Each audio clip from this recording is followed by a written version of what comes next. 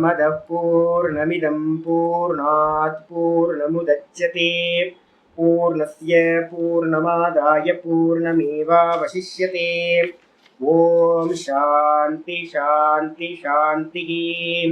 ओम गुरुर्ब्रह्मा गुरुर्विष्णुर्गुरुर्देवो महेश्वरः गुरु साक्षात् परं ब्रह्म तस्मै श्री गुरवे नमः। वंदे गुरूणां चरणारविन्दे संदर्शित स्वात्मसुखावबोधे निःश्रेयसे जाङ्गलिकायमाने संसारहालाहलमोघशान्त्यै योगेन चित्तस्य पदेन वाचां मलं शरीरस्य च वैद्यकेन योपाकरोतं प्रवरं मुनीनां पतञ्जलिं प्राञ्जलिरानतोऽस्मि। आबाहुपुरुषाकारं शङ्खचक्रासिधारिणं सहस्रशिरसं श्वेतं प्रणमामि पतञ्जलिं। यस्त्यक्त्वा रूपमाद्यं प्रभवति जगतो अनेकदानुग्रहाय प्रक्षीणक्लेशराशिर्विषमविषधरो अनेकवक्त्रसुभोगी सर्वज्ञानप्रसूतिर्भुजगपरिकरः प्रीतये यस्य नित्यं देवो हि शस्तवो व्यात्सितविमलतनुः योगदो योगयुक्तः योगदो योगयुक्तः। ओम अथ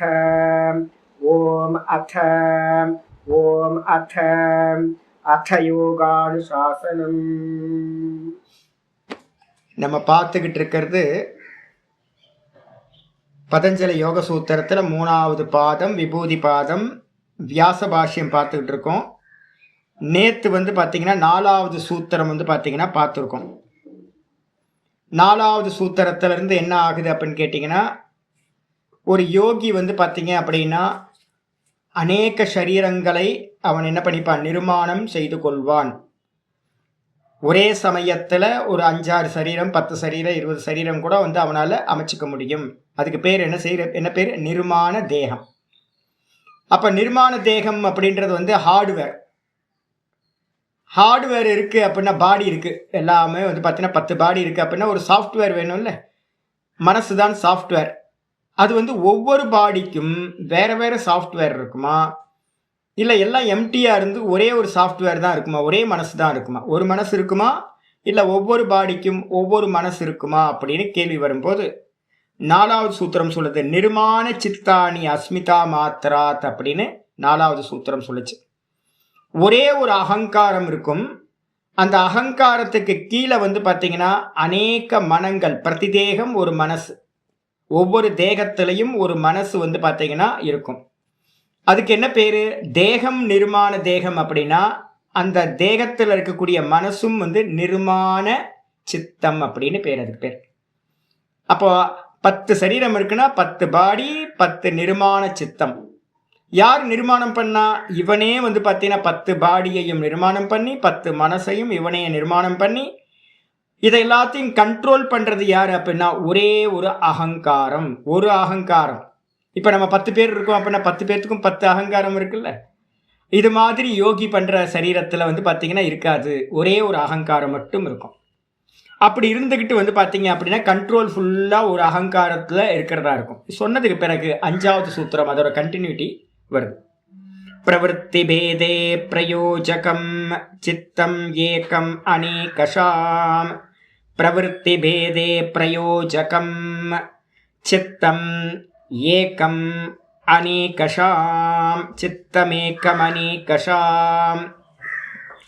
பிரவருத்தி பேதே, பிரவருத்தி பேதம் அப்படின்னா என்ன அர்த்தம், ஒரு பாடி பார்த்தீங்கன்னா எறும்பாக இருக்கலாம், ஒரு பாடி மனுஷனாக இருக்கலாம், ஒரு பாடி தேவனாக இருக்கலாம், ஒரு பாடி பார்த்தீங்கன்னா அசுரனாக இருக்கலாம், ஒவ்வொரு பாடி ஒவ்வொன்றா பட்சியாக இருக்கலாம், அனிமலாக இருக்கலாம். ஒரு 50 பாடி இருக்குது அப்படின்னா 50 பாடியும் மனுஷனாக இருக்கணுன்ற அவசியம் இல்லைல்ல. ஏன்னு கேட்டிங்கன்னா பிராரப்தத்தில் எத்தனை பிறவி இருக்கோ அதை எல்லாத்தையும் ஒரே டைமில் ஒரே ஜென்மத்தில் அனுபவிக்கணும்னு இவன் சரீரம் எடுத்திருக்கான். அப்படி சரீரம் எடுத்ததுனால பார்த்தீங்கன்னா விதவிதமான சரீரங்கள் இருக்கும். அப்போ விதவிதமான சரீரத்தில் விதவிதமான பிரவೃತ್ತಿ இருக்குமா? ஆமாம். குரங்கு அப்படின்னா ஒரு சரீரம் குரங்காக இருக்கும், மரத்துக்கு மரம் தாவிக்கிட்டு இருக்கும். ஒரு சரீரம் பட்சியாக இருக்கும், அது பார்த்தீங்கன்னா வானத்தில் பறந்துக்கிட்டு இருக்கும். ஒன்று பார்த்தீங்க அப்படின்னா பசுமாடாக இருக்கும், வெஜிடேரியனாக இருக்கும். ஒரு நாயாக இருக்கும், ஒரு டைகராக இருக்கும், அது வந்து பார்த்தீங்கன்னா நான் வெஜிடேரியனாக இருக்கும். ஒரு மனுஷனாக இருப்பான், அந்த மனுஷன்லேயே ஒரு பிராமண மனுஷனாக இருப்பான், அவன் வந்து பார்த்தீங்கன்னா ரொம்ப ஆச்சார அனுஷ்டானத்தோடு இருப்பான். ஒரு சூத்திர சரீரம் இருக்கும், அது வந்து பார்த்தீங்கன்னா வேறு மாதிரி இருக்கும். ஒரு வைசிய சரீரம் வேறு மாதிரி இருக்கும். இது மாதிரி ஒவ்வொரு தேகத்துக்கும் பிரவிற்த்தி வந்து பார்த்தீங்கன்னா அதோட செயல்பாடு வந்து பார்த்தீங்கன்னா என்ன இருக்கும், வேறு வேறு வேறு வெரைட்டியாக இருக்கும். அதுக்கு பேர் பிரவிற்த்தி பேதம் அப்படின்னு பேர். எல்லா சரீரங்களும் ஒரே மாதிரி பிரவர்த்திக்கிறதுல ஒரு வீட்டில் இருக்கிற 4 பேர் இருந்தாங்க அப்படின்னா அண்ணன் தம்பிங்க 4 பேரும் விதவிதமாக செயல் புரிகிறாங்க. அதுக்கு பேர் பிரவிற்த்தி பேதம்னு பேர். இந்த பிரவிற்த்தி பேதத்தில் வந்து பார்த்தீங்கன்னா பிரயோஜகம் அப்படின்னா என்ன அர்த்தம், ஏவக்கூடியது அப்படின்னு அர்த்தம். இந்த ஏவக்கூடியதுன்னா கண்ட்ரோல் பண்ணக்கூடியது வந்து பார்த்தீங்கன்னா பிரயோஜகம்ன்றதுக்கு அர்த்தம் கண்ட்ரோல் பண்ணக்கூடியது. சித்தம் ஏக்கம், சித்தம் ஒரே ஒரு சித்தம் தான். சித்தம் ஏக்கம் இருக்கு, மாற்றி போட்டிங்கன்னா ஏக்கம் சித்தம், ஒரே ஒரு சித்தம். என்ன பண்ணுவோம் அப்படின்னு கேட்டிங்கன்னா இதை எல்லாத்தையும் வந்து பார்த்தீங்கன்னா எல்லா பிரவிற்த்தியையும் கண்ட்ரோல் பண்ணுறதா இருக்கும். அந்த ஒரு சித்தம் வந்து பார்த்தீங்கன்னா என்ன பண்ணும், அநேகஷாம், அநேகஷாம்னா பல சித்தங்களை உடையதாக இருக்கும். ஒவ்வொரு தேகத்துக்கும் ஒரு சரீரம், அந்த ஒவ்வொரு சரீரத்துக்கும் ஒரு மனசு இருக்கும். அதுக்கு பேர் நிர்மாண சித்தம்னு சொல்லியாச்சு. இந்த எல்லா சித்தங்களையும் கண்ட்ரோல் பண்ணக்கூடிய ஒரு மனசு, ஒரு சித்தம் வந்து பார்த்தீங்கன்னா இருக்கும். அந்த ஒரு சித்தத்துக்கு பேர் நிர்மாண சித்தம் அப்படின்னு பேர். ஒன்று இப்போ 10 சரீரத்தையும் கண்ட்ரோல் பண்ணுறதுக்கு ஒரு சித்தம் இருக்கும், ஒரு மனசு இருக்கும்.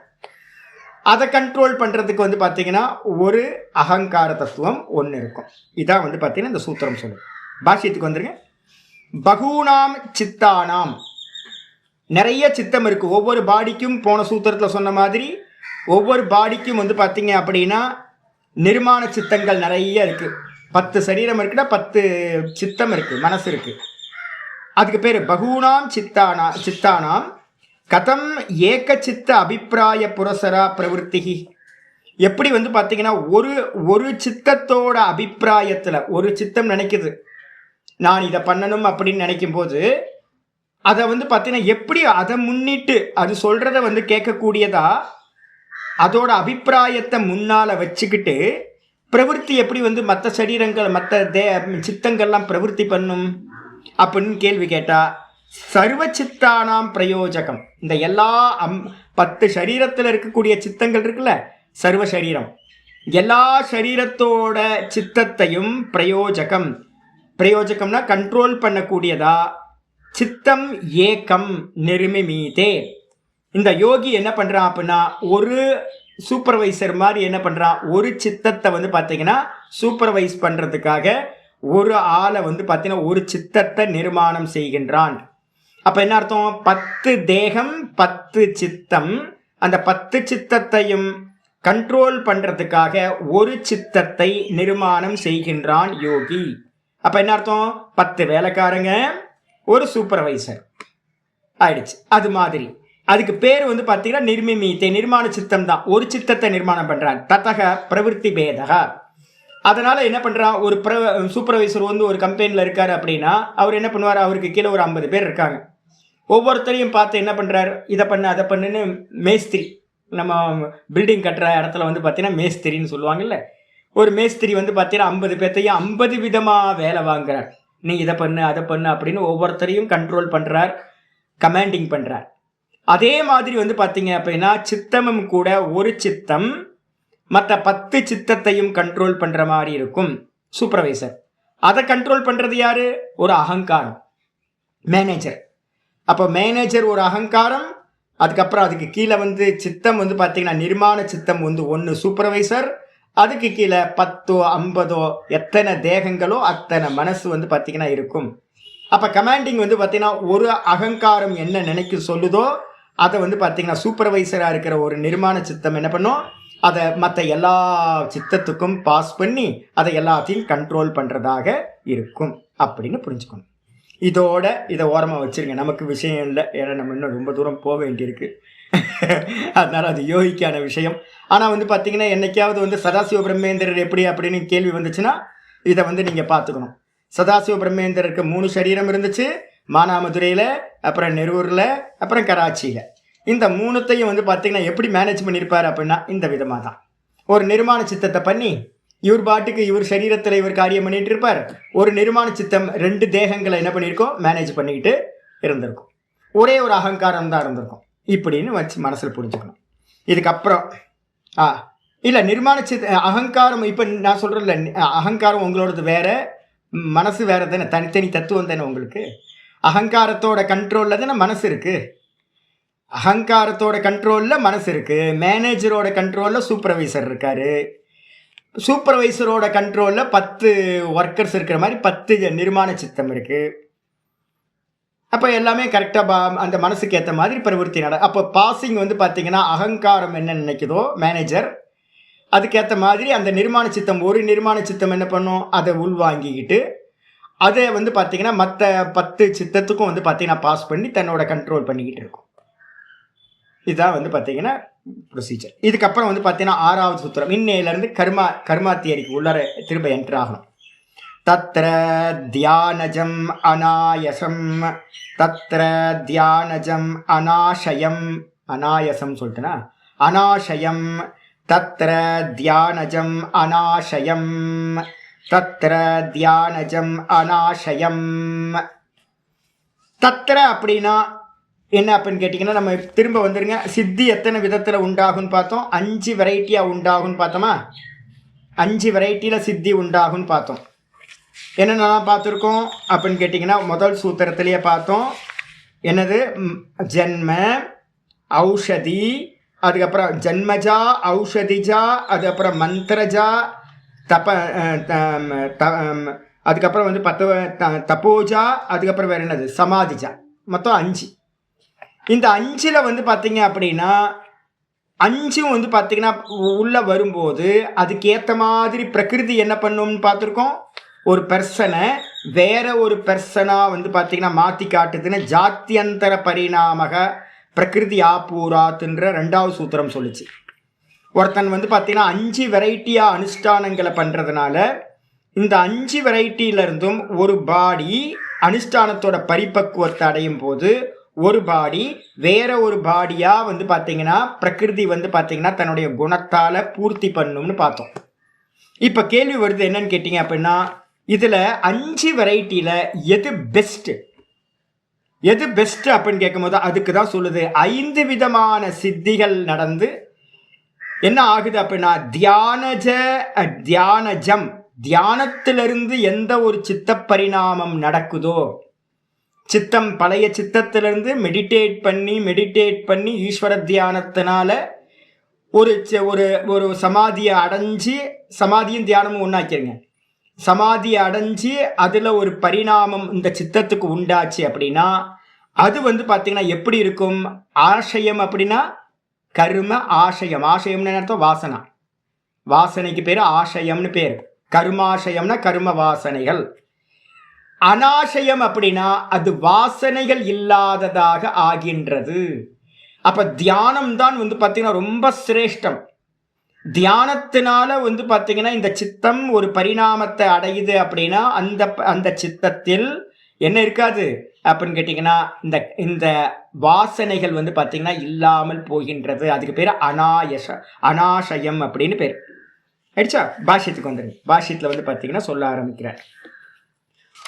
இப்போ வந்து பார்த்தீங்க அப்படின்னா ஆச்சாரியார் சொல்றாரு பஞ்சவிதம் நிர்மாண சித்தம். இந்த நிர்மாண சித்தம் அப்படின்னா என்ன அர்த்தம் அப்படின்னு கேட்டிங்கன்னா, ஒருத்தன் வந்து பார்த்தீங்கன்னா மந்திரத்தை பண்ணுறான்.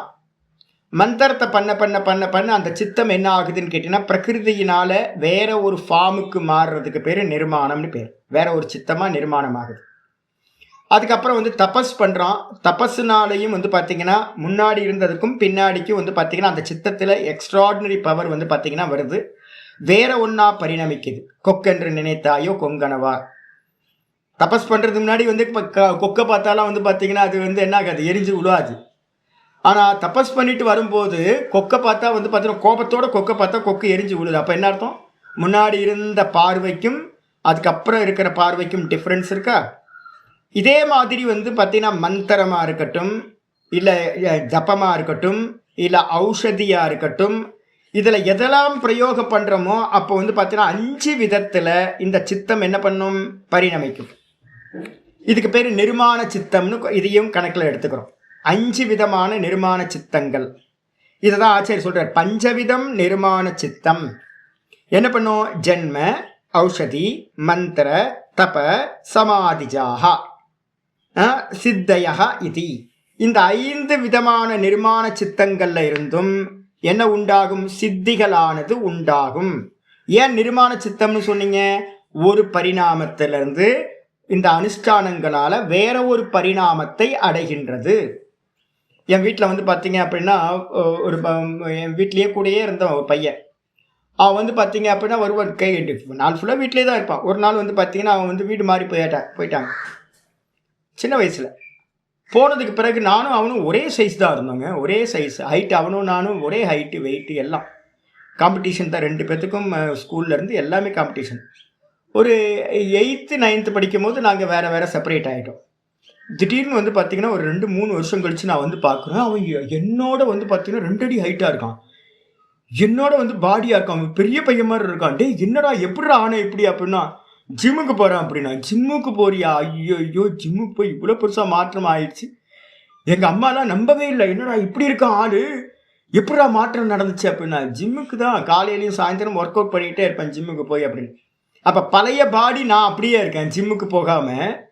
ஆனால் அவன் ஜிம்முக்கு போனதுனால வந்து பார்த்தீங்கன்னா பரிணாமம் வந்து பார்த்தீங்கன்னா வேறு விதமாக பரிணாமம் நடந்திருக்கு. அப்போ இதே மாதிரி வந்து பார்த்தீங்கன்னா மந்திர பிரயோகம் இல்லை அப்படின்னா வந்து தபஸ் பண்ணுறதுனால, இல்லை அப்படின்னா வந்து பார்த்தீங்க அப்படின்னா நிறைய தபஸ், மந்திரம், ஔஷதியை சேவனம் பண்ணுறதுனால இது மாதிரி நிறைய இருக்குது. காயகல்பங்கள் அப்படின்னு நிறைய யூஸ் பண்ணுறதெல்லாம் இருக்குது. அதெல்லாம் யூஸ் பண்ணுறதுனால வேற ஒரு நிர்மாணமான ஒரு பாடி வந்து பார்த்தீங்கன்னா இவன் நிர்மாணம் பண்ணுறான், ஸ்ட்ரக்சரை கிரியேட் பண்ணுறான். இதெல்லாம் வந்து பார்த்தீங்கன்னா சொல்லுங்கம்மா. இதில் வெயிட் பண்ணுங்க. ஜென்மம்ன்றது முந்தின ஜென்மத்தில் நீங்கள் எதெல்லாம் அனுஷ்டானம் பண்ணீங்களோ அங்கே ஏதாவது ஒரு தடை இருந்திருக்கும். நான் சொன்னேன்ல புத்தர்காமேஷ்டியாகவும் நேற்று சொன்னேன். புத்தர்காமேஷ்டியாகவும் இந்த ஜென்மத்தில் பண்ணாங்க. ஆனால் வந்து பார்த்தீங்கன்னா அது ஏதோ ஒரு தடையினால் என்னாச்சு, பிரதிபந்தத்தினால இந்த ஜென்மத்தில் உண்டாகலை. அது அடுத்த ஜென்மத்துக்கு என்ன ஆகும்? பலன் கொடுக்க ஆரம்பிச்சிடும். இதே மாதிரி மந்திரமோ மணியோ இல்லை வந்து ஔஷதியோ இல்லை தபஸோ இவங்க பண்ணிக்கிட்டு இருக்கும்போதே வந்து பார்த்தீங்கன்னா என்ன ஆயிடலாம்? பலன் கொடுக்கறதுக்கு முன்னாடி இவங்க சரீரம் விட்டு போயிருக்கும். அப்படி விட்டு போகும்போது வந்து பார்த்தீங்கன்னா அடுத்த ஜென்மத்தில் ஆரம்பிக்கும் போதே வந்து பார்த்தீங்கன்னா அந்த பண்ண அனுஷ்டானத்தோட பலன் இந்த சரீரத்தில் உண்டாயிடும். இதுக்கு பேர் வந்து பார்த்தீங்கன்னா ஜென்மஜா சித்தின்னு பேர். இது மாதிரி நிறைய பேருக்கு இருக்கு. இந்த 5 விதத்தில் வந்து பார்த்தீங்கன்னா தத்திர இந்த 5 விதத்தில் எதேவ தியானஜம் சித்தம், எந்த சித்தம் வந்து பார்த்தீங்கன்னா நம்ம சொல்கிறோம்ல தாரண தியான சமாதி. இந்த தாரண தியான சமாதின்ற சம்யமம் பண்ணுறது மூலமாக நம்ம என்ன பண்ணுறோம்? சவிதர்க்கம், நிர்விதர்க்கம், சவிச்சாரம், நிர்விச்சாரம், சானந்தம், சாஸ்மிதா அப்படின்னு பரம்பிரசங்கியானம் வரைக்கும் நம்ம வந்து பார்த்தீங்கன்னா எதெல்லாம் போகிறோமோ இதுக்கு பேர் தியானஜம் அப்படின்னு அர்த்தம். தியானத்திலிருந்து உண்டாகக்கூடிய சித்திகள், தியானத்திலிருந்து உண்டாகக்கூடிய நிர்மாண சித்தம். உங்கள் சித்தம் மெதுவாக வேற ஒன்றா மாறிடும். அப்படிப்பட்ட அந்த தியானஜம் சித்தம் ததேவ அநாசயம். அநாசயம்னா அங்கே வாசனைகள் இல்லாத இருக்கும். ஏன் அப்படின்னு கேட்டிங்கன்னா நான் ஏற்கனவே ஆரம்பத்திலே சொன்னேன். ஏன் அப்படின்னு கேட்டிங்கன்னா இவன் ஆரம்பத்திலிருந்தே யோக சூத்திரத்தில் என்ன சொல்லியிருக்கு? அபியாச வைராகியாபியாம் தன்னிரோதக. ஆரம்பத்தில் முதல் பாதத்திலே சொல்லிட்டோம். அப்போ ஒருத்தன் வந்து பார்த்தீங்கன்னா அபியாசத்தையும் வைராக்கியத்தையும் வந்து பார்த்தீங்கன்னா ஃபாலோ பண்ணி எந்த சித்தியையும் அடையக்கூடாது அப்படின்னு கண்ட்ரோலாக வைராக்கியத்தோடு இருக்க வசீகார வைராக்கியம் பூரணமாக சவிகல்ப சமாதி ஃபுல்லாக அப்ளை பண்ணுறான். அதுக்கப்புறம் பரம் வைராக்கியத்தை வந்து பார்த்தீங்கன்னா பரம்பிரசங்கியானத்தில் யூஸ் பண்ணுறான். அப்போ வைராக்கியத்தையே சார்ந்திருந்துக்கிட்டு அபியாசத்தையும் தொடர்ந்து பண்ணுறதுனால அதில் வந்து வாசனைகள் என்ன ஆகும் அப்படின்னு கேட்டிங்கன்னா ததேவ அநாசயம். அது என்ன பண்ணுனா வாசனைகள் இல்லாததா ஆகிறது. தஸ்யைவ நாஸ்தி ஆசையோ. அநாசயத்துக்கு மீனிங் சொல்றாரு. அந்த சித்தத்திற்கு, தியானத்தினால் உண்டான சித்தத்தோட பரிணாமத்திற்கு, நிர்மாண சித்தத்திற்கு நாஸ்தி ஆசையோ, ஆசயம் என்பது இல்லாமல் போகிறது. ஆசயம்னு என்னது? ஆச்சாரியர் சொல்றாரு, ராகாதி பிரவிருத்திர் ந அதக புண்ணிய பாப அபிசம்பந்தா. ராகாதி தானே. எத்தனை வாசனைகள் இருக்கு? வாசனைகள்னு எடுத்துக்கிட்டோம் அப்படின்னா மொத்தம் எத்தனை சொல்றோம்? பிரசுப்த தனு விச்சின்ன உதாராக 4 வாசனைகள் இருக்கு. வாசனைகள்ல வந்து பாத்தீங்கன்னா என்ன பண்ணிருக்கோம்? சுகானுஷயி ராகா, துக்கானுஷயி துவேஷா சொல்றோம்ல. அப்ப வந்து பாத்தீங்கன்னா இப்ப நான் ஒரு நல்ல பொங்கல், திணை பொங்கல் இப்ப நான் சாப்பிட்டேன். இப்ப திணை பொங்கல் சாப்பிட்டோன்னு நல்ல தேங்காய் சட்னி சாப்பிட்டேன். இது சாப்பிட்டோன்னு சுகம் உண்டாகுதா? சூப்பர், நல்ல எக்ஸலண்டான பொங்கல். என் கையை என்னால் நம்ப முடியல, இந்த கை தான் பண்ணிச்சா அப்படின்னு.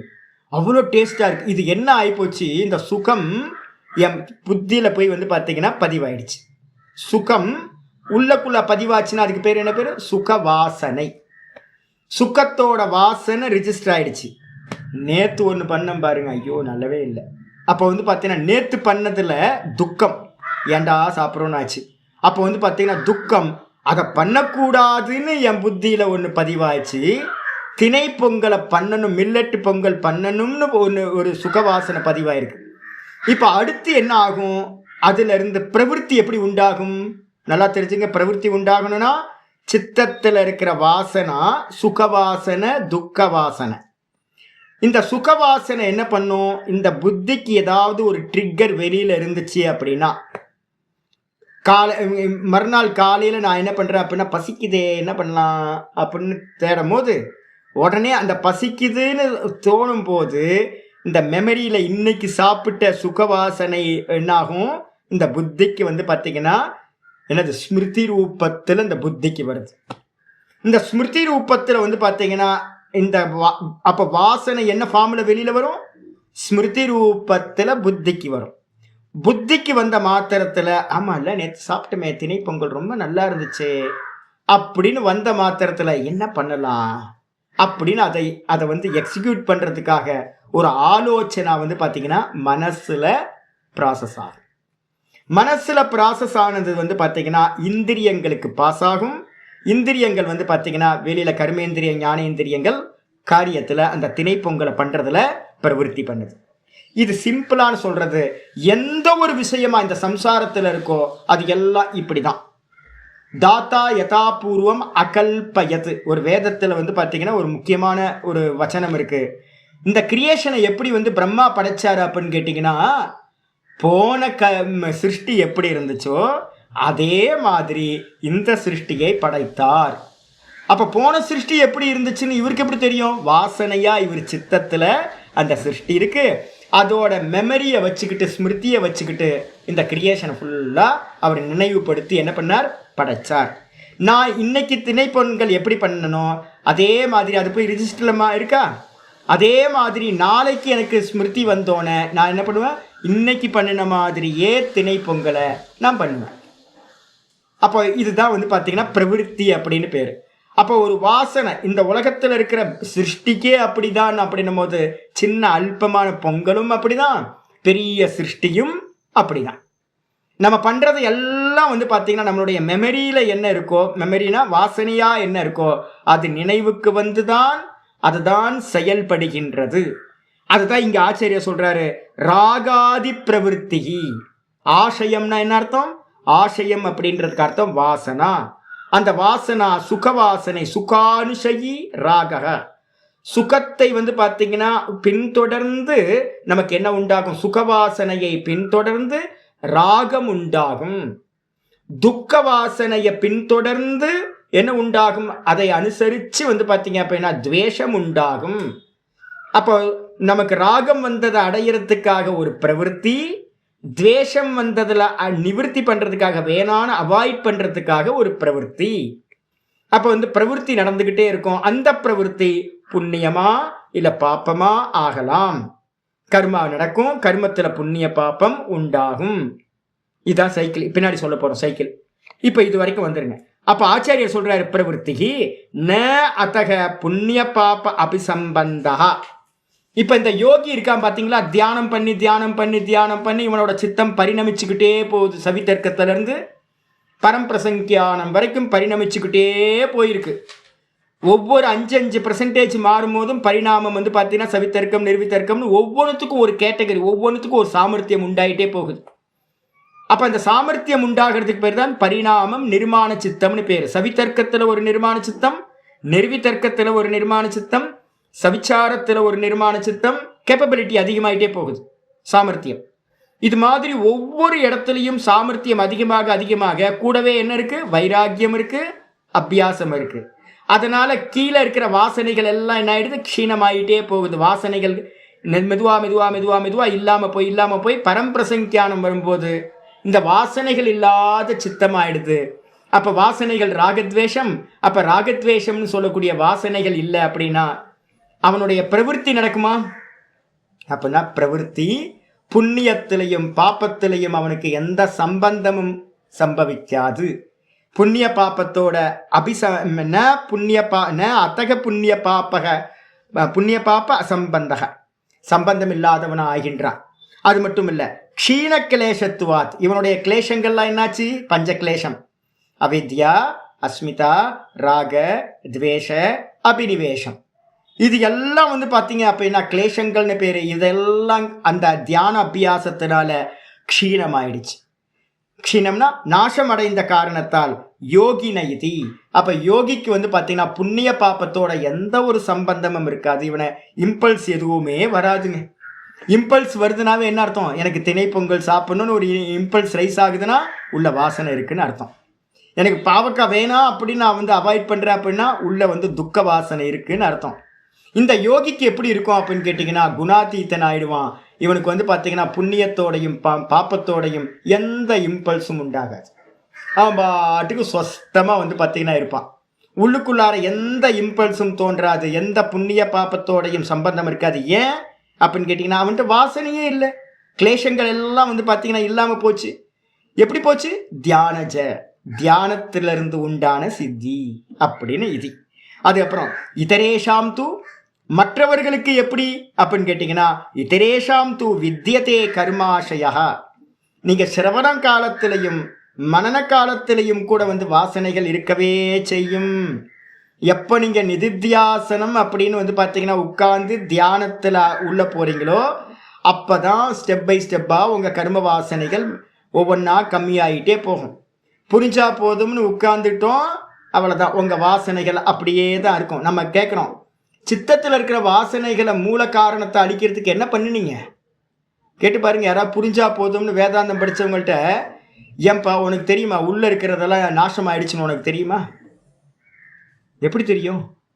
நான் வந்து பார்த்தீங்கன்னா புரிஞ்சுக்கிட்டேன்னா புரிஞ்சுக்கோ. கர்மா வந்து பார்த்தீங்கன்னா நாசமாச்சா இல்லை வந்து பார்த்தீங்கன்னா வாசனை நாசமாச்சா? இது எப்படி தெரியும் உனக்கு அப்படின்னு கேட்டிங்கன்னா கொஸ்டினே இல்லை, ஆன்சரே இல்லை உங்களுக்கு. அப்போ வந்து பார்த்தீங்கன்னா வாஸ்தவத்தில் என்ன அப்படின்னா மற்றவர்களுக்கு எல்லாம் இந்த யோகியை தவிர்த்து இதரேஷாம் தூ, மற்றவங்கெல்லாம் வந்து பார்த்தீங்கன்னா எப்படிப்பட்டவங்க அப்படின்னா தியானத்து மூலமாக அடையாமல் ஜென்மத்திலேயே ஒரு சித்தி சில பேருக்கு இருக்கலாம். வாக் சக்தி இருக்கும், ஜென்மத்திலேயே வாக் சித்தி இருக்கும். அவங்க வேதாந்தம் பேசி இல்லை நிறைய பெரிய கூட்டத்தை கூட்டியிருக்கலாம், இல்லை வந்து பார்த்தீங்கன்னா மந்திரத்தை பிரயோகம் பண்ணியிருக்கலாம். இப்போ வந்து பார்த்தீங்கன்னா சில பேர் சொல்லுவாங்க என்னன்னு கேட்டிங்கன்னா, ஒரு சுவாமி இருந்தார், நல்ல புரஸ்சரணம், மந்திர புரஸ்சரணம் ஒன்று பண்ணியிருந்தார், காயத்ரி புரஸ்சரணம், நல்ல வேதாந்தம் சொல்கிறவர் அப்படின்னு உத்தரகாசியில் ஒரு நல்ல பேர் இருக்குது. மந்திர சித்தினால வந்து பார்த்தீங்க அப்படின்னா வாக் சக்தி வந்திருக்கும். இது மாதிரி நிறைய பேருக்கு மந்திர சித்தினால சில பேர், ஒரு சுவாமி சொல்லுவார் என்கிட்ட வந்து பார்த்தீங்க அப்படின்னா, நம்ம ஓங்காரம் சுவாமி சொல்லுவார், பேரூரில் வந்து பார்த்தீங்கன்னா அவர் சின்ன வயசில் வந்து பார்த்தீங்கன்னா வேதம் படித்ததுக்கு பிறகு சின்ன வயசில் வந்து பார்த்தீங்கன்னா பூஜாரியாக இருந்தார் பேரூர் கோயிலில். அவர் சொல்லுவார் என்கிட்ட சொல்லும்போது, சுவாமி எப்படி சாமி உங்களுக்கு வாய்ஸ் இவ்வளோ ஷார்ப்பாக ஆயிடுச்சு, என்ன கணீர்னு எப்படி சாமி உண்டாச்சு அப்படின்னு கேட்டால், ப்ரொனவுன்சியேஷன்லாம் வந்து பார்த்தீங்கன்னா அப்படி இருக்கும், உச்சரிப்பெல்லாம் எப்படி சாமி இப்படி ஆச்சு அப்படின்னு கேட்டால், இல்லை சீனிவாசன், என்னென்னா முன்னாடி நான் வந்து வேதம் படித்த காலத்தில் வேதம் படித்ததுக்கப்புறம் வீட்டில் வந்து பார்த்தீங்கன்னா பாவர்ட்டி, அம்மா இருந்தாங்க, அப்பா இல்லைன்னு நினைக்கிறேன், அம்மா இருந்தாங்க, இவர் தான் வேலை செஞ்சாகணும். அப்போ கோயிலில் வந்து பார்த்தீங்கன்னா இவருக்கு ஒரு வேலையை போட்டு விட்டாங்க. கோயிலில் டெய்லி வந்து பார்த்தீங்க அப்படின்னா காலையில் மத்தியானம் சாயந்தரம் அப்படின்னு லலிதா சகஸ்ரநாமத்தை குங்குமார்ச்சனை பண்ணுறது தான் வேலை. ஒரு நாளைக்கு அவர் சொல்லுவார், ஒரு நாளைக்கு 10 வாட்டி 15 வாட்டிலாம் பண்ணுவேன் அப்படின்னு. இந்த 10 வாட்டி 15 வாட்டி வந்து பார்த்தீங்கன்னா லலிதா சகஸ்ரநாமத்தை சொல்லி சொல்லி சொல்லி சொல்லி என்ன ஆயிடுச்சு, அந்த மந்திரம் சித்தி ஆகிப்போச்சு. தேவத்தையே வந்து பார்த்தீங்கன்னா வாக் தேவதை தான். லலிதாவில் முக்கியமானதே வந்து பார்த்தீங்கன்னா முன்னாடி இருக்கிற துவாரபாலர்களே வாக்கு தான், வாக்கு வஷினி தேவதா தான். அப்போ வந்து பார்த்தீங்க அப்படின்னா வாக்கு வந்து பார்த்தீங்கன்னா சித்தி ஆயிடுச்சு, வசப்படுத்துறதும் ஜனவசியமும் வந்து பார்த்தீங்கன்னா சித்தி ஆயிடுச்சு, வாக்குக்கு அவ்வளோ சாமர்த்தியம் வந்துருச்சு. இதெல்லாம் மந்திரம். ஒருத்தர் என்ன பண்ணாரு அப்படின்னு கேட்டீங்கன்னா, இன்னொரு சாது ஒருத்தர் பாலானந்தகிரி அப்படின்னு பெரிய தபஸ்வி, ஒரு 20-25 வருஷம் தபஸ் பண்ணார். ஒரு பெரிய ஆசிரமத்தை வச்சுட்டார். இது மாதிரி நிறைய நார்த் இந்தியாவில் ஏகப்பட்ட பேர் வந்து பார்த்தீங்கன்னா சித்தி அடைஞ்சிருப்பாங்க நிறைய பேர். இது மாதிரி மந்திரத்தினாலேயோ இல்லை தபஸுனாலேயோ ஔஷதி வந்து பார்த்தீங்கன்னா இங்கே ரொம்ப கம்மி. ஔஷதினால என்ன ஆனாங்கன்னு தெரில, காயகல்பம் பண்ணவங்க இருக்காங்களா இல்லையான்னு தெரில, என்னென்ன சித்தின்னு தெரில. ரகசியமாக இருக்கிறது சித்தர்களோட இதில் ரகசியமாக இருக்கிறது. நான் இது வரைக்கும் அது மாதிரி யாரும் பார்த்ததில்லை. அதுக்கப்புறம் வந்து பார்த்தீங்கன்னா ஜென்மஜா நிறைய பேரை பார்த்துருக்கேன், 2-3 பேரை பார்த்துருக்கேன். பிறவியிலேயே வந்து பார்த்தீங்க அப்படின்னா சில இன்ட்யூஷன் பவர், சில சாமர்த்தியங்கள் இருக்கிறது. இது எல்லாம் என்னதான் இருந்தாலும் வந்து பார்த்தீங்கன்னா மற்றவர்களுக்கு தியானம் பண்ணாம இந்த சித்திகள் யாரெல்லாம் வேற வேற ரூட்ல வந்து பார்த்தீங்கன்னா மீதி இருக்கிற 4 ரூட்ல உங்களுக்கு சித்தி கிடைச்சிருந்தாலும், நிர்மாண சித்தம் வேற ஒரு சித்தம் வந்து வேற ஒரு ஃபார்முக்கு பரிணமிச்சிருந்தாலும் அவர்களுக்கு எல்லாம் இதரேஷாம் தூ வித்யதே கருமாசயக, அவங்களோட சித்தத்துல கரும வாசனைகள் கண்டிப்பா இருக்கவே செய்யும். அதனால ஜென்மம் நல்லா கிடைக்கும். நிறைய சித்திகள் வச்சிருப்பாங்க, இருந்தா இருந்துட்டு போட்டோம், அதை வச்சு ஒரு புண்ணாக்கும் ஆக போறது இல்லை. அதனால வந்து பார்த்தீங்கன்னா நல்லா தெரிஞ்சுக்கணும், தியானம் தான் சிரேஷ்டம். தாரண தியான சமாதி ஸ்டெப்பா போக போக போக உங்களுக்கு வந்து கீழே இருக்கிற வாசனைகள் எல்லாம் எரேஸ் ஆகிட்டே போகும் அப்படின்னு இந்த சூத்திரம் சொல்லுது. இதுக்கப்புறம் யதா ஏனெனில் அடுத்த சூத்திரம் ஆச்சாரியார் சொல்ல ஆரம்பிக்கிறார். கர்மா சுக்லா கிருஷ்ணம் யோகினஸ் திரிவிதம் இதரேஷாம். கர்மா சுக்லா கிருஷ்ணம் யோகினஸ் திரிவிதம் இதரேஷாம். கர்மா சுக்லா கிருஷ்ணம் யோகினஸ் திரிவிதம் இதரேஷாம். கர்மம் வந்து பார்த்தீங்கன்னா யோகிகளுக்கு, யோகினாம் அப்படின்றத எடுத்துங்க, யோகினஹா யோகிகளுக்கு. யோகிகளுக்கு வந்து பார்த்தீங்கன்னா இப்போ நம்ம அதனால தான் தஸ்மாத் யோகி பவா அர்ஜுன கீதாவில் வந்து பார்த்தீங்கன்னா 6வது சாப்டரில் உபதேசம் எங்கேயா வேற எங்கேயா உபதேசம் இருக்கா பாரு. சும்மா இரு உபதேசம் எங்கேயா பண்ணாரா? புரிஞ்சுக்கோ, சும்மா இரு அப்படின்னு ஏதாவது சொன்னாரா? அதெல்லாம் சொல்லலை.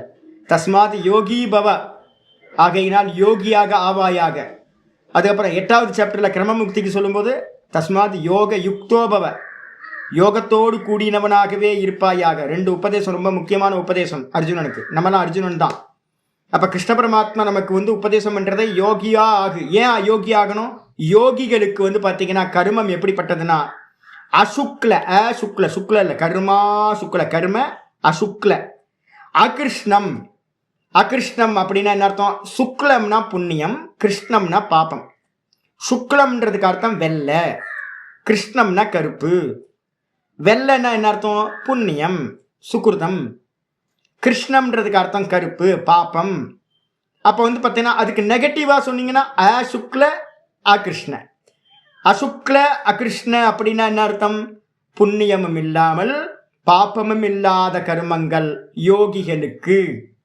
அப்போ பந்தப்படுத்துமா அப்படின்னு கேட்டீங்கன்னா யோகிகளுக்கு கர்மம் புண்ணியமும் இல்லை பாப்பமும் இல்லை அவங்க பண்ணுற கர்மா. அதனால அந்த கர்மம் அவங்களை பந்தப்படுத்தாது. என்ன சூப்பர் பாருங்க. அதே நேரத்தில் திரிவிதம் இதரேஷாம், மற்றவர்களுக்கு வந்து பார்த்தீங்கன்னா 3 விதமாக இருக்கின்றது. என்னது அப்படின்னு கேட்டிங்கன்னா பின்னாடி சொல்ல போகிறோம், பாஷ்யத்தில் சொல்ல போகிறோம். 3 விதமான கர்மங்கள் மற்றவர்களுக்கு இருக்கு. பாஷ்யத்துக்கு வந்துருங்க. அப்போ சேஃபஸ்ட்டு ராமச்சந்திரன்ஜி ஏன் வந்து நான் கர்மத்தை விடணும்னு சொல்கிறதுக்கு வந்து பார்த்தீங்கன்னா இந்த சூத்திரம் வந்து பார்த்தீங்கன்னா ரொம்ப முக்கியமானது. படிங்க முறையாக வியாச பாஷ்யத்தை பாருங்க. சதுஷ்பாத் கலு இயம் கர்ம ஜாதிஹி, 4 பாதங்களை உடையதாக அல்லவா இந்த கர்ம ஜாத்தியானது இருக்கிறது. கர்மங்கள் வந்து பார்த்தீங்கன்னா 4 குரூப்பாக பிரிக்கிறோம் கர்மத்தை. என்னென்ன குரூப்பு? ஒன்று வந்து பார்த்தீங்கன்னா கிருஷ்ணனா பாப்பம். 2வது சுக்ல கிருஷ்ணா. சுக்ல கிருஷ்ணன்றதுக்கு அர்த்தம் வந்து பார்த்தீங்கன்னா புண்ணியமும் பாப்பமும் கலந்தது, 2வது வெரைட்டி. 3வது சுக்லா, புண்ணியம். சுக்லானா புண்ணியம் மட்டும். அதுக்கப்புறம் அசுக்ல கிருஷ்ணா இது, புண்ணியமும் இல்லை பாப்பமும் இல்லாதது அசுக்ல கிருஷ்ணா அப்படின்னு 4வது. அப்போ வந்து பார்த்தீங்கன்னா மொத்தம் 4 வெரைட்டியாக கர்மத்தை பிரிக்கிறோம். வெறும் பாப்பம், கிருஷ்ணான்றது வெறும் பாப்பம், சுக்லான்றது வெறும் புண்ணியம், புண்ணியம் பாப்பம். அதுக்கப்புறம் சுக்ல கிருஷ்ணன்றது வந்து பார்த்தீங்க அப்படின்னா புண்ணிய பாப்பம் கலந்தது. அதுக்கப்புறம் அசுக்ல கிருஷ்ணன்றது புண்ணியமும் இல்லை பாப்பமும் இல்லை அப்படின்னு 4வது. மொத்தம் 4 வெரைட்டியாக வந்து பார்த்தீங்கன்னா கருமங்களை பிரிக்கிறோம். நல்லா தெரிஞ்சுங்க, இது ரொம்ப முக்கியமானது. நான் நேற்று வந்து கொட்டேஷன் கொடுத்துருந்தேன், 1வது பாதத்தில் 20, 21, 22 படிச்சுங்க அப்படின்னு. 2வது பாதத்தில் 12, 13 படிச்சுங்கன்னு சொல்லியிருந்தேன். அதே மாதிரி இந்த பாதத்தில் இந்த சூத்திரத்தை நல்லா ஞாபகம் வச்சுங்க.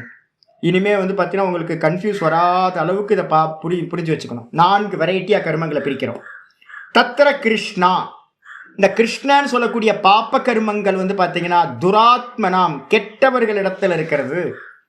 ரொம்ப மகா அயோக்கியர்களாக வந்து பார்த்தீங்கன்னா இருக்கிறவங்க, இஷ்டம் அனிஷ்ட மிஸ்ரம் திருவிதம் கர்மண பலம். கீதாவில் வந்து பார்த்தீங்கன்னா அனிஷ்டம் இஷ்டம் மிஸ்ரம்னு சொல்லிச்சுல்ல. அனிஷ்டம்னா நம்ம விரும்பாதது எது, பாப்ப கர்மத்தினால உண்டாகக்கூடிய கீழான ஜென்மங்கள், அதோகதி. அதே நேரத்தில் இஷ்டம் எது அப்படின்னா புண்ணியத்தினால உண்டாகக்கூடியது தேவ ஜாதி கிடைக்கிறது, பிறப்பு. மிஸ்ரம்னா என்ன அர்த்தம், ரெண்டும் கலந்தது. இதை தான் இந்த மூணு வெரைட்டி கர்மா. அப்போ 4வது எது அப்படின்னு கேட்டிங்கன்னா புண்ணியமும் இல்லை பாப்பமும் இல்லை, அதுதான் 4வது. கீதாவில் வந்து பார்த்தீங்கன்னா 18, 12ன்னு பக்கத்தில் போட்டு வச்சுக்கிட்டிங்கன்னா உங்களுக்கு கிளியராக அர்த்தம் புரியும். இதில் எக்ஸ்ட்ரா ஒன்று சொல்லியிருக்கு, யோகிகளுக்கு புண்ணியமும் இல்லாமல் பாப்பமும் இல்லாத கர்மம் சொல்லியாச்சு. இதுக்கப்புறம் ஆச்சாரியர் சொல்கிறாரு, கெட்ட கர்மான்றது என்னது, பாப்பிகள் வந்து பார்த்தீங்கன்னா பண்ணக்கூடிய கர்மா, சதா பாப்பத்தையே பண்ணிக்கிட்டு இருக்கவங்க, துராத்மனாம், கெட்டவர்களால் இருக்கிறது. அதுக்கப்புறம் சுக்ல கிருஷ்ணா, சுக்ல கிருஷ்ணானா ஜி ராமச்சந்திரன் ஜி இதெல்லாம் இது பண்ணிங்க. சுக்ல கிருஷ்ணானா புண்ணியம் பாப்பம் ரெண்டும் கலந்த கர்மா. இது ஆச்சாரியார் சொல்லும்போது சொல்றாரு, பகிசாதன சாத்தியா, யாரெல்லாம் வெளியில இருக்கக்கூடிய சாதனங்கள், வெளியில இருக்கக்கூடிய சாத்தியங்களை வச்சிருக்காங்களோ, பகிஹி அப்படின்னா வெளியில இருக்கக்கூடிய சாதனங்கள். இப்ப நம்ம ஏதாவது ஒரு ஹோமம் பண்றோம்னு வச்சுங்க, நல்ல கர்மாவா? ஆமா நல்ல கர்மா தான், சுக்ல கர்மா தான். ஒரு ஆராதனை பண்றோம், பூஜை எல்லாம் பண்றோம், அதெல்லாம் புண்ணியமா? ஆமா நல்ல கர்மா, புண்ணிய கர்மா. சாத்தியம் எது அப்படின்னு கேட்டீங்கன்னா பகவான் அடையணும், அதுவும் எங்க இருக்கு, தூரத்துல வெளியில இருக்கு. புண்ணியத்தினால இல்லைன்னா சங்கல்பம் ஏதாவது பண்ணீங்கன்னா, இப்போ எல்லா இடத்துலையும் சங்கல்பம் தானே ஓடிக்கிட்டு இருக்கு. யாருக்கும் மோட்சம் கூட தேவையில்லை, நான் பரலோகத்துக்கு போகணுன்னு கூட யாரும் சங்கல்பம் பண்ணுறதில்லை. எங்கேயாவது பண்ணுறாங்களா?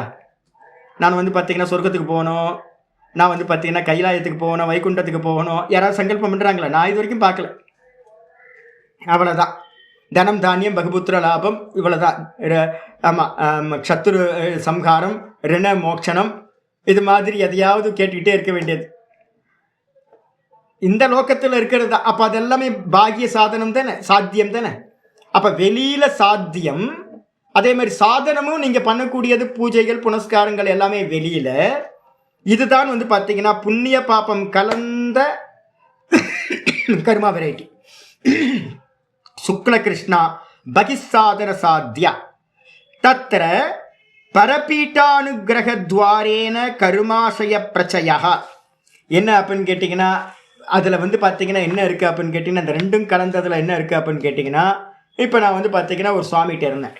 அந்த சுவாமி வந்து பார்த்தீங்கன்னா ஒரே கர்மம் கர்மம் கர்மம். ஒரு வாரம் வந்து பார்த்தீங்கன்னா சும்மா இருக்க மாட்டார். அவருக்கு சும்மா இருந்தாவே வந்து பார்த்தீங்கன்னா பிடிக்காது. எதையாவது ஆடம்பரமாக எதையாவது பண்ணி விட்டுருவார். பின்னாடி யார் அப்படின்னா நாங்கள் தான் அவஸ்தைப்படணும். ராத்திரியில் தூங்க முடியாது. வேலை முடிகிறதுக்கே வந்து பார்த்தீங்க அப்படின்னா 12 மணி ஆகிடும். 12 மணி ஆகிட்டு வந்து பார்த்தீங்கன்னா திரும்ப வந்து 3 மணிக்கு காலையில் எழுந்திரிச்சாதான் அடுத்த பூஜைக்கு ரெடி பண்ண முடியும். சந்தியா வந்து நங்கையோட சந்தியா பூஜை அனுஷ்டானத்தை பண்ணிவிட்டு பூஜையை ஆரம்பிக்கிறதுக்கு 1 மணி நேரத்துக்கு முன்னாடியே நாங்கள் ப்ரிப்பேர் பண்ணாதான் பூஜை நடக்கும். 4:30 மணிக்கு பூஜை வச்சிருக்கு அப்படின்னா நான் 3:30 மணிக்கே வந்து பார்த்தீங்கன்னா கோயிலுக்குள்ளார ஆஜராகி காரியம் பண்ணணும். அப்புறம் மத்தியானம் ஒரு பூஜை முடிஞ்சதுக்கப்புறம் நிர்மாலியம் பண்ணிட்டு வந்து பார்த்தீங்கன்னா அடுத்த பூஜைக்கு நிர்மாலியம் பண்ணிட்டு ஒரு பூஜை முடிச்சுட்டு போய் ஒரு ஜபத்தை வேகமாக ஜபத்தை பண்ணிட்டு வந்து சாப்பிடாம போய் வச்சுட்டு திரும்ப வந்து பார்த்தீங்கன்னா அந்த நிர்மாலியத்தெல்லாம் கலைச்சி புது பூஜைக்கு ஏற்பாடு பண்ணணும் மாத்தியானிக்கத்துக்கு.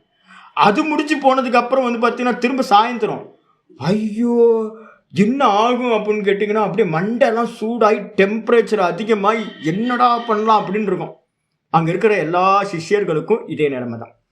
அப்போ என்ன ஆகிப்போச்சு அப்படின்னு கேட்டிங்கன்னா, பீடா நடக்குதா அப்படின்னு கேட்டிங்கன்னா, ஆமாம், ஏகப்பட்ட பேரோட துக்கம் வந்து பார்த்தீங்கன்னா ஒரு பூஜையில் கலந்துருக்கு. திரவியத்தை கலெக்ட் பண்ண சொல்லுங்க பார்க்கலாம். ஒரு ஹோமம் பண்ணுறீங்க, ஒரு ஹோமத்துக்கு வந்து பார்த்தீங்க அப்படின்னா என்ன பண்ணணும் தெரியுங்களா உங்களுக்கு? தெருவா அலையணும். இப்போ பரவாயில்ல, கிரி ட்ரேடிங்லலாம் வந்து பார்த்தீங்கன்னா போனால் ஏதோ ஒன்று கிடச்சிருது அப்படின்றாங்க. மயிலாப்பூர்லலாம் போனீங்கன்னா கரெக்டாக ஒன்று கிடச்சிரும். ஆனால் வந்து வேற எங்கேயாவது இருந்து பாருங்க, திருவண்ணாமலையில இருந்து பாருங்க தெரியும். வேற எங்கேயாவது சிட்டிஸில் சின்ன சின்ன கிராமங்கள் சின்ன சின்ன ஊரில் இருந்தீங்கன்னா திரவியத்தை கலெக்ட் பண்ணுறதுக்கு கடையே இருக்காது. நீங்கள் இங்கே அங்கே அல்லாடி திரிஞ்சு வந்து பார்த்தீங்கன்னா திரவியங்களை கலெக்ட் பண்ணி வேர்த்து விறுவிறுக்க வந்து சேர்ப்பீங்க. அப்போ வந்து பீட்டா இருக்கா அப்படின்னா, பீட்டான என்ன அர்த்தம்? துக்கம் இருக்கு. வெளியில பூஜைகளா இருக்கட்டும், ஹோமங்களா இருக்கட்டும், புண்ணியகரமா தான். ஆனா வந்து பாத்தீங்கன்னா ஒரு பக்கம் என்ன இருக்கு? ஒரு பக்கம் கஷ்டம் நடக்குது. கஷ்டம் மட்டுமா நடக்குது? இல்ல, கூடவே என்ன இருக்குன்னா பரபீடா, அதுக்கப்புறம் அனுகிரக துவாரேன. கூடவே வந்து பாத்தீங்கன்னா ஒரு பூஜையோ ஹோமமோ பண்ணீங்கன்னா நல்லது தானே. நிறைய பேருக்கு அனுகிரகம் உண்டாகுதா? அப்போ வெளியில இருக்கக்கூடிய ஒரு பூஜையோ ஹோமமோ நல்ல காரியமாவே இருந்தாலும் கூட அது கொஞ்சம் துக்கத்தை கலந்து கூடவே வந்து பார்த்தீங்கன்னா ஒரு அனுகிரகத்தையும் கலந்துருக்கும். அதனால எந்த ஒரு நல்ல கர்மாவா நீங்க வெளியில பண்ணினாலும் அதுல புண்ணியம் பாப்பம் கலந்தே தான் இருக்கும். நம்ம சொல்லுவோம்ல, எதுக்காக ஒவ்வொரு கர்மா பண்ணும் போதும் பிராயச்சித்தம் சொல்றோம், க்ஷமா பிரார்த்தனை பண்றோம். எதுக்கு அப்படின்னு கேட்டீங்கன்னா இதுல பாப்பம் கலந்து இருக்குன்னு தெரியும் எல்லாத்துக்கும். மந்திரஹீனம், கிரியாஹீனம்னு, பக்திஹீனம், ஹுதாசனம்லாம் பின்னாடி லாஸ்ட்ல வந்து பார்த்தீங்கன்னா சொல்லுவோம். வேத மந்திரங்களே வந்து பார்த்தீங்கன்னா பிராயச்சித்தத்துக்கெல்லாம் கர்மாக்களை வச்சிருக்கு. ஏன் அப்படின்னு கேட்டிங்கன்னா, எந்த ஒரு ஹோமம் பண்ணாலும் அந்த சமித்துக்குள்ளார எத்தனை ஜீவராசி இருக்குன்னு தெரியுமா உங்களுக்கு? ஏகப்பட்ட ஜீவராசி வந்து பார்த்தீங்கன்னா சமித்துக்குள்ளார இருக்கும். பூவை நீங்கள் பிச்சுக்கிட்டு வரீங்கல்ல, பூவே எடுக்கக்கூடாது, சன்னியாசிக்கு விதி வச்சிருக்கு. பூவை வந்து பார்த்தீங்கன்னா செடியிலேருந்து பிச்சிங்க அப்படின்னா ஒரு பூவில் அம்மா இருக்கும், இன்னொரு பூவில் பிள்ளைங்க இருக்கும். நீங்கள் என்ன பண்ணுவீங்க? அந்த ஒரு பூச்சி இந்த பூவை எடுத்துகிட்டு வந்து நினச்சி என்ன பண்ணுவீங்க? அம்மாவை சாவடிச்சிருவீங்க. தண்ணியில் போட்டு சுவாமிக்கு வந்து பார்த்தீங்கன்னா ஆராதனை பண்ணிடுவீங்க. அம்மாவை கொண்டுட்டோம், பாபி, மகா பாபி. அங்கே குழந்தைங்கள்லாம் வந்து பார்த்தீங்கன்னா இன்னொரு பூவில் வந்து அம்மா வரும் அம்மா வரும்னு காத்துக்கிட்டு இருக்கோம். நமக்கு தெரியவே தெரியாது, என்ன நடந்துச்சுன்னே தெரியாது. ஒரு பக்கம் பூல இருந்து ஆரம்பித்து துளசி தளத்திலேருந்து பார்த்தீங்கன்னா அவ்வளோ ஜீவராசிகள் இருக்குது. சமித்தில் பார்த்தீங்க அப்படின்னா அரச சமித்து இருக்குல்ல, அதை தட்டி தட்டி பார்த்தீங்க அப்படின்னா உள்ளே இருந்து சின்ன சின்ன சின்ன சின்ன பூச்சியாக கொட்டுங்க. ஏகப்பட்ட பூச்சி வந்து பார்த்தீங்கன்னா சமித்துக்குள்ளார இருக்கு. நம்ம பாட்டுக்கு அக்னியில் வந்து ஆகுதி கொடுத்துக்கிட்டு இருந்தோம் அப்படின்னா அப்போ அதில் எத்தனை ஜீவராசிகள் செத்து போகுது. ஆனால் கூடவே வந்து பார்த்தீங்கன்னா அந்த அக்னி காரியம் வந்து மிகப்பெரிய புண்ணியமா? ஒரு பூஜை பண்ணும்போது அந்த புஷ்ப ஆராதனைகள்லாம் பண்ணும்போது, அர்ச்சனைகள் பண்ணும்போது அது புண்ணியமா? அப்போ நீங்கள் நல்லா தெரிஞ்சுக்கணும், இந்த உலகத்தில் நீங்கள் புண்ணியம்னு வெளியில் எங்கேயாவது வெளியில் பண்ணுற புண்ணியத்தோட கூடவே பாப்பத்தையும் பண்ணிக்கிட்டு இருக்கோம். அதனால வந்து பார்த்தீங்கன்னா பரபீட்டை, மற்ற ஜீவராசிகளுக்கு பீட்டை உண்டாகுது. கூடவே வந்து பார்த்தீங்கன்னா அனுகிரகமும், 10 பேருக்கு அனுகிரகமும் நடக்குது. நல்லதும் நடக்குது, கெட்டதும் நடக்குது. அப்போ நல்லது கெட்டது நடந்ததுனால புண்ணியம் பாப்பம் கலந்தது தான் நீங்க வெளியில பண்ற எல்லா நல்ல காரியங்களும். சொல்லுங்கம்மா. அதுக்கெல்லாம் போகாதீங்க. நான் என்ன சொல்றேன்னா இந்த இதுல இந்த அம்சத்தை மட்டும் எடுத்துங்க. நீங்க எந்த புண்ணிய கர்மா பண்ணினாலும் அந்த அந்த புண்ணிய கர்மாவில் வந்து பார்த்தீங்கன்னா 2 காரியம் நடக்கும். இப்போ நான் வந்து பார்த்தீங்கன்னா ஒரு டீ வந்து பார்த்தீங்கன்னா இங்கே இருக்க சர்வ் பண்ணிகிட்டு இருந்தது ஒரு இந்த கொரோனா சமயத்தில் என்ன பண்ணோம், ஒரு 4-5 பேரை ஏற்பாடு பண்ணியிருந்தேன் நான். அவங்க என்ன பண்ணுவாங்க அப்படின்னா இந்த கிரிவல பாதையில் இருக்கிற எல்லாத்துக்கும் டீ கொடுத்துட்டே வருவாங்க. ஒரு இடத்துல வந்து பர்மனெண்ட்டாக ஒரு இடத்துல வந்து பார்த்தீங்கன்னா டீ கொடுக்கறதுக்கு ஏற்பாடு பண்ணியிருந்து யார் வேணாலும் சாப்பிட்டுக்கலாம் அப்படின்னு. என் மேலே வந்து பார்த்தீங்கன்னா ஒரு 2-3 பேர் ஹோட்டல்காரவங்களுக்கு என் மேலே அவ்வளோ கோபம். என்ன அப்படின்னு கேட்டிங்கன்னா, அவங்களுக்கு வந்து பார்த்தீங்கன்னா சேல்ஸ் இல்லை. இப்போ நான் பண்ணுற அன்னதானம், இங்கே இருக்க நிறைய அன்னதானம் பண்ணுறவங்க மேலே வந்து ஹோட்டல்காரங்களுக்குலாம் ரொம்ப எரிச்சலாக இருக்கும். ஏன் அப்படின்னா, அன்னதானம் பண்ணால் யார் வந்து ஹோட்டலில் வந்து சாப்பிடுவா? அன்னதானத்தை வாங்கி சாப்பிட்டு போயிடுவான். இப்போ நீங்கள் வந்து பார்த்தீங்கன்னா அன்னதானம் பண்ணுறது வந்து பார்த்தீங்கன்னா புண்ணிய கர்மா. ஆனால் இன்னொருத்தனோட வியாபாரம் என்னாச்சு, அவனோட பொழப்பு கெட்டுப்போச்சு. நீங்கள் எதை எடுத்தாலும் வந்து பார்த்தீங்க அப்படின்னா புண்ணியம் பாப்பம் 2ம் கலந்து தான் இருக்கும். ஒரு ஆங்கிள் மட்டும் நம்ம பார்க்குறோம். நம்ம வந்து புண்ணிய கர்மான்னு மட்டும் பார்த்துட்டு போகிறோம். பின்னாடி யார் பாதிக்கிறான்னு நம்ம யாரையும் பார்க்குறதே இல்லை. நம்ம சின்ன சின்ன காரியத்திலையும் வெளியில நீங்க ஒரு சாதனம், வெளியில ஒரு சாத்தியம் இருந்தாவே அது புண்ணிய பாபத்தோட கலந்து தான் இருக்கும், வேற வழியே இல்லை. அடிச்சா இதுக்கப்புறம் ஆச்சரியம் அடிச்சு சொல்றாரு, அனுகிரகேன கர்ம ஆசய பிரச்சையாக. அப்ப நம்ம நல்லவன் சொல்லிட்டு நல்ல கர்மாவா பண்ணிட்டு இருக்கோம்னு வச்சுங்க, நம்ம கர்மா வந்து பாத்தீங்கன்னா ஒரு பக்கம் வளர்ந்துகிட்டே இருக்கும், வாசனைகளும் வந்து பாத்தீங்கன்னா ஒரு பக்கம் வளர்ந்துகிட்டே இருக்கும். மூட்டையா வந்து பாத்தீங்கன்னா பேங்க் பேலன்ஸ்ல கர்மாவும் வாசனைகளும் கூடிக்கொண்டே இருக்கும். சொல்லியாச்சு ஆச்சாரியார். அதுக்கப்புறம் சுக்லா. அப்ப மூணாவது கர்மா என்னது? சுக்லானா புண்ணியம். புண்ணிய கர்மா யாருக்கு அப்படின்னு கேட்டீங்கன்னா ஆச்சாரியார் சொல்றாரு பாருங்க, நல்லா இது பண்ணீங்க, ஹைலைட் பண்ணீங்க. தப சுவாத்தியாய தியானவதாம். யார் வந்து பாத்தீங்கன்னா வெளியில எங்கேயும் போகாம என்ன பண்றான்? தபஸ் பண்றான். அதுக்கப்புறம் வந்து பாத்தீங்கன்னா சுவாத்தியாயம்னு இப்ப நம்மள மாதிரி உட்கார்ந்து பாடம் படிக்கிறான். அதுக்கப்புறம் வந்து பாத்தீங்கன்னா தியானவதாம், கண்ணை மூடி உட்கார்ந்து ஈஸ்வரனை தியானம் பண்றான். இவர்களுக்கெல்லாம் உண்டாகக்கூடிய கர்மா வந்து சுக்ல கர்மா ஆயிடுச்சா? அப்ப வந்து பாத்தீங்கன்னா சுக்ல கர்மா சாஹி கேவலே மனசி ஆயத்தத்வாத். அதுக்கு ஏன் அப்படின்னு கேட்டீங்கன்னா, ஏன் சுக்ல கர்மான்னு சொல்றீங்கன்னா, அதுல வெளி ஆட்களோட சம்பந்தம் இல்லை. நான் வந்து பாத்தீங்கன்னா இப்ப உட்காந்து பாடம் படிக்கிறேன், யாருக்காவது வந்து பாத்தீங்கன்னா தொந்தரவு இருக்கா அப்படின்னு கேட்டீங்கன்னா, இது வரைக்கும் யாரும் தொந்தரவா நம்மள யாரும் நினைக்கவே இல்லை, தெரியவே தெரியாது. நாங்க பாடம் படிச்சு கொடுக்கறது பக்கத்துல வீட்டுல இருக்கவங்களுக்கு கூட தெரியாது, நான் என்ன பண்ணிட்டு இருக்கோன்னு கூட யாருக்கும் தெரியவே தெரியாது. அவன் பாட்டுக்கு பாடம் வருஷக்கணக்கா பாடம் போயிட்டே இருக்கு, யாருக்கும் தொந்தரவு இல்லை. சுவாத்தியாயத்துல தொந்தரவு இல்லை, தியானத்துல தொந்தரவு இல்லை. அதே மாதிரி ஏதாவது விரதங்கள் இருக்கீங்க அப்படின்னா அதுவும் யாருக்கும் தெரியவே தெரியாது, பர்சனல் எல்லாமே. அதனால வந்து பாத்தீங்கன்னா சாஹி கேவலே, இந்த சொல்லப்பட்ட தபசு சுவாத்தியாயம் தியானம் முதலியவைகள் வந்து பாத்தீங்கன்னா வெறுமனே மனசி ஆயத்தத்துவாத், மனசை ஸ்தானமாக கொண்டு செய்யப்படுவதால். இப்ப நீங்க பண்றதெல்லாம் எங்க? மனசுலதான் பண்றீங்க. புரியுதா உங்களுக்கு? அப்ப நீங்க நல்ல காரியம் பண்ணணும்னா என்ன பண்ணணும்? அதுக்காக தான் நான் சொல்லிட்டே இருக்கேன், உபாசனைக்கு ஃபுல் டைம் வந்துருங்க. வெளியில இருக்கிற கர்மங்கள்ல இருந்து வெளியில வந்துருங்க. ஏன்னா வெளியில இருக்கிற கர்மங்கள் எதா இருந்தாலும் அது வந்து பாத்தீங்கன்னா புண்ணிய பாப்பம் கலப்பு. அப்ப வந்து பாத்தீங்கன்னா 100% மானசீகத்துக்கு வந்துட்டீங்க அப்படின்னா, சுவாத்தியாயத்துக்கும் ஜபத்துக்கும் தியானத்துக்கும் மட்டும் வந்துட்டீங்க அப்படின்னா உங்களுக்கு வந்து பாத்தீங்கன்னா வெறும் சுக்ல கர்மா மட்டும்தான் நடந்துகிட்டு இருக்கும். அது மட்டும் இல்ல, பகிசாதன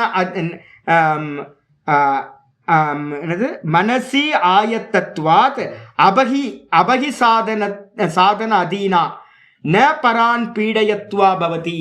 அது வந்து பார்த்தீங்கன்னா வெளியில இருக்கக்கூடிய என்னது சாதனத்துக்கு அதீனமா இல்லை. நான் விரதம் இருக்கேன், வெளியில இருக்கிற எந்த சாதனமும் தேவையில்லை, சமைத்து தேவையில்லை, பூக்களை பறிக்க வேணாம், பழங்களை கொண்டு வர வேணாம், போய் ஓடி ஆடி திரவியங்களை சேர்க்க வேணாம், யாரையும் கஷ்டப்படுத்த வேணாம், ஒய்ஃபை கஷ்டப்படுத்த வேணாம், சிஷ்யர்களை கஷ்டப்படுத்த வேணாம். நம்ம ஆட்கள் வந்து பார்த்தீங்கன்னா என்கிட்ட ஒரு சிஷ்யர் இப்போ இருக்கார், பாடம் படிச்சுட்டு இருக்கார். அவர் என்ன பண்ணுவார் அப்படின்னு கேட்டிங்கன்னா 3 மணிக்கு வந்து பார்த்தீங்கன்னா நான் சந்தியாவந்தனம் பண்ண போகிறேன் அப்படின்ட்டு இவர் என்ன பண்ணுவார், ஒய்ஃபை பிடிச்சி வம்பு பண்ணி, இவங்களுக்கு என்ன பண்ணுவாங்கன்னா காலையில் எந்திரிச்சு இவங்க பண்ணாமல் ஒய்ஃப் வந்து பார்த்தீங்கன்னா காலையில் குளிச்சுட்டு அந்த பூஜை ரூம் எல்லாம் சுத்தப்படுத்தி எல்லாத்தையும் வைக்கணும். அது 1 மணி நேரம் 1.5 மணி நேரம் ஆகிடும். என்னப்பா ஏன்ப்பா ஒய்ஃபை கஷ்டப்படுத்துறீங்க? நீங்கள் பாட்டுக்கு நீங்கள் சாதனை பண்ணுறீங்க அப்படின்னா நீங்கள் ஒழுங்காக எந்திரிங்க, நீங்கள் வந்து உங்கள் தயார்படுத்துதல் எல்லாத்தையும் பண்ணுங்க, ஏன் கஷ்டப்படுத்துறீங்க மற்றவங்கள? ஒருத்தர் இருக்கார், இவர் ஜபம் பண்ணுவாராம், வீட்டில் இருக்கவங்கலாம் எந்திரிச்சிடணுமா.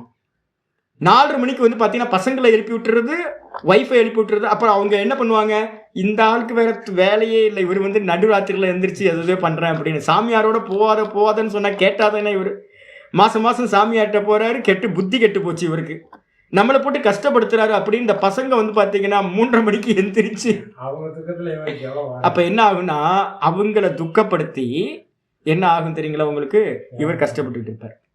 நாங்கள் இங்கே வந்தீங்க அப்படின்னா என்னோட பைப்பில் வந்து பார்த்தீங்கன்னா பாத்ரூம் டேப்பில் வந்து பார்த்தீங்கன்னா ஒரு துணியை தொங்க விட்டுருக்கேன்.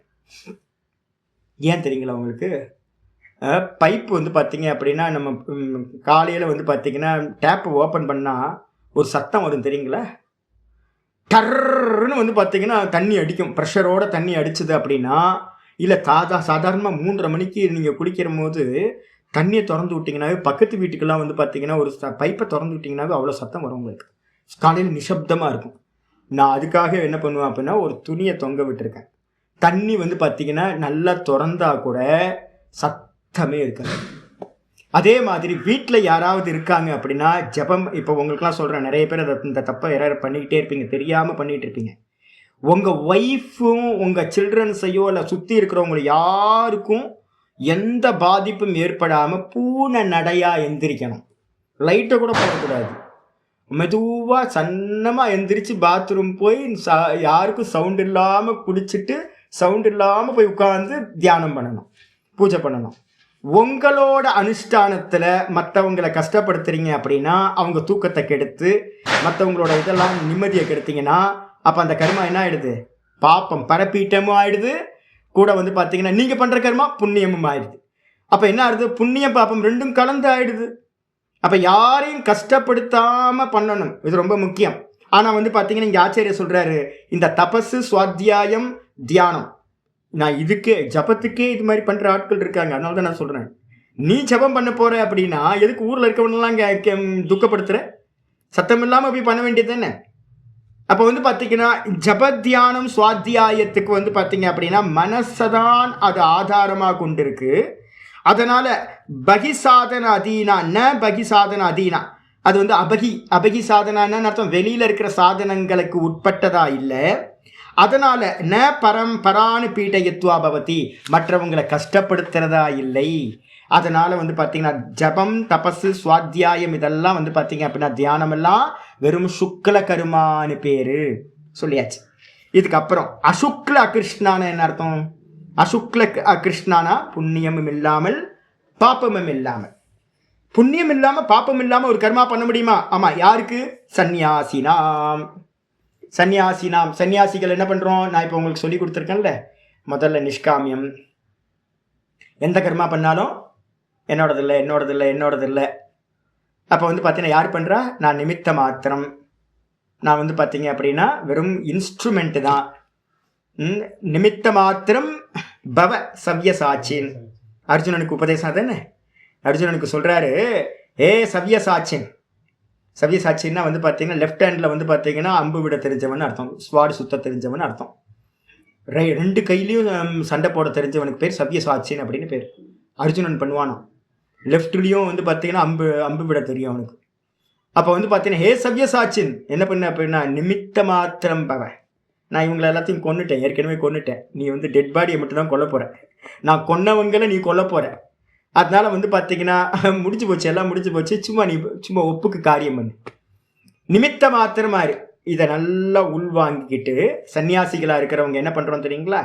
நல்ல சுவாத்தியாயத்தில் நல்லா வந்து பார்த்தீங்கன்னா படித்து புத்தியில் ஏற்றிக்கிட்டு என்ன பண்ணுறோன்னா எந்த கர்மா நடந்தாலும், நான் இப்போ கிளாஸ்க்கு வரேனே லாஸ்ட்டு வந்து பார்த்தீங்கன்னா நாராயணன்னு சொல்கிறேன்ல, ஒரு க்ஷணம் வந்து பார்த்தீங்கன்னா நின்று நான் என்ன பண்ணுறேன், சுவாமி நீ பேசு சுவாமி, என்னது நீ பேசு சுவாமி அப்படின்ட்டு தான் கீதா கிளாஸும் எந்த கிளாஸ் எடுத்தாலும் நான் லாஸ்ட் தாட்டு வந்து பார்த்தீங்கன்னா சுவாமி நீ பேசு சுவாமி, இந்த வாய் வந்து பார்த்தீங்கன்னா உனக்கு இன்ஸ்ட்ருமெண்ட் சுவாமி, நீ பேசுகிறத பேசு சாமி அப்படின்ட்டு வர்றது.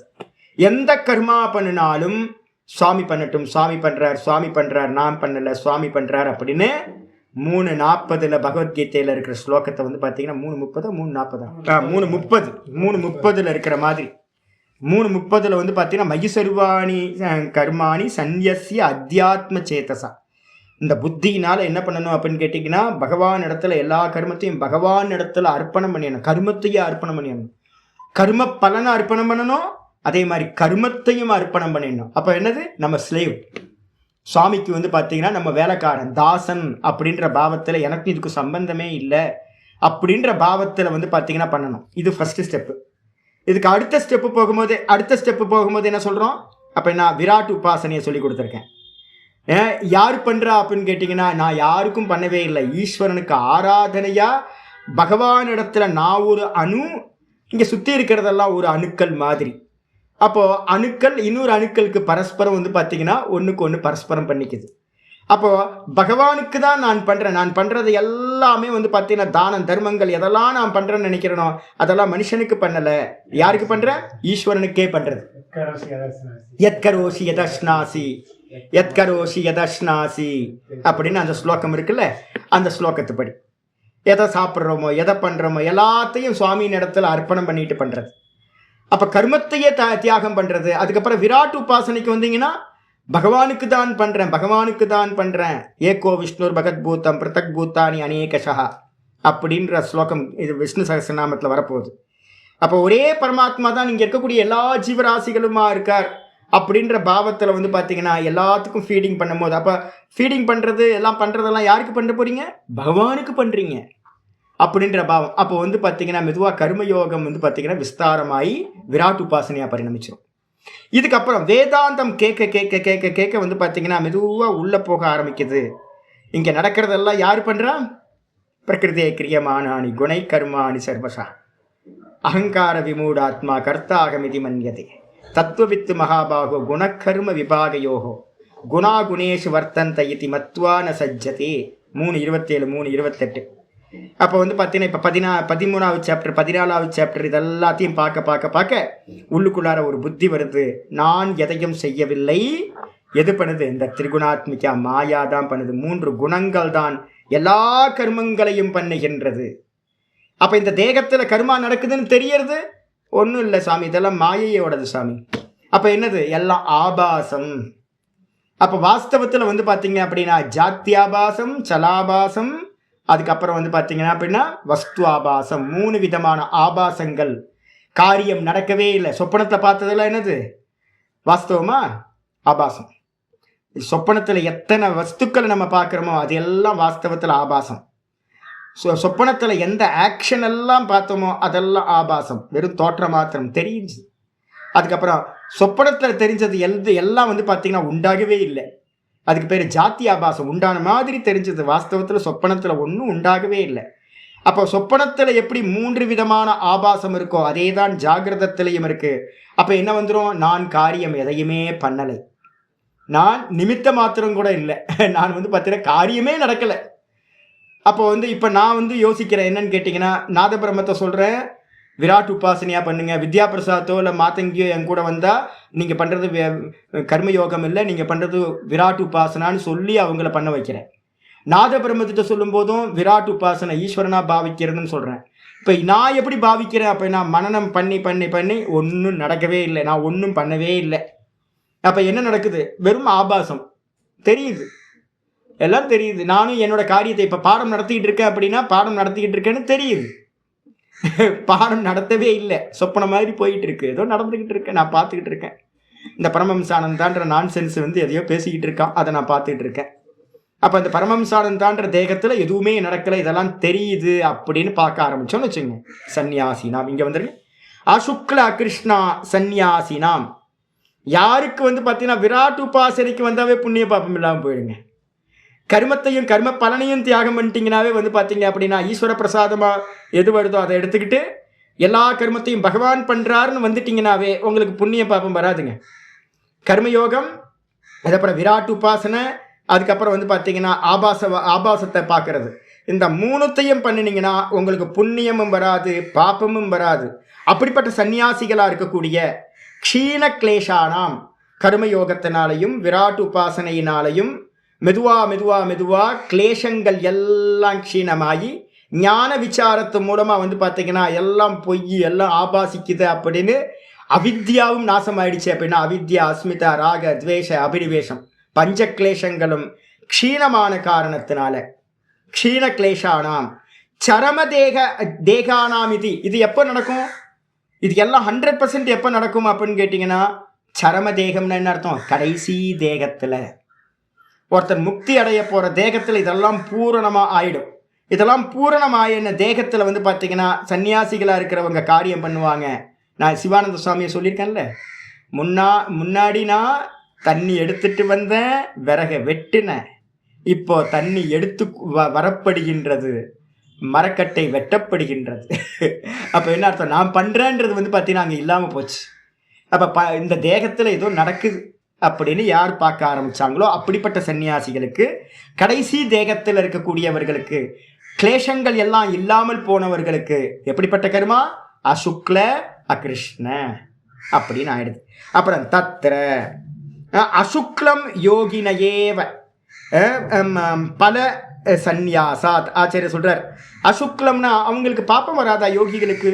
அப்படின்னா யோகிகளுக்கு வந்து பாப்பம் வராது. ஏன் அப்படின்னு கேட்டிங்கன்னா பல சந்நியாச அவங்க தான் வந்து பார்த்தீங்கன்னா கர்மயோகம் பண்ணுற யோகிகளாக இருக்கிறவங்க என்ன பண்ணிட்டாங்க, எனக்கு எந்த பலனும் வேண்டாம், எந்த பலனும் வேண்டாம், இது எல்லா கர்ம பலன்களும் ஈஸ்வரார்ப்பணம் அப்படின்னு எல்லாத்தையும் எடுத்து உண்டியலில் போட்டான். அப்போ பாப்பம் வருமா?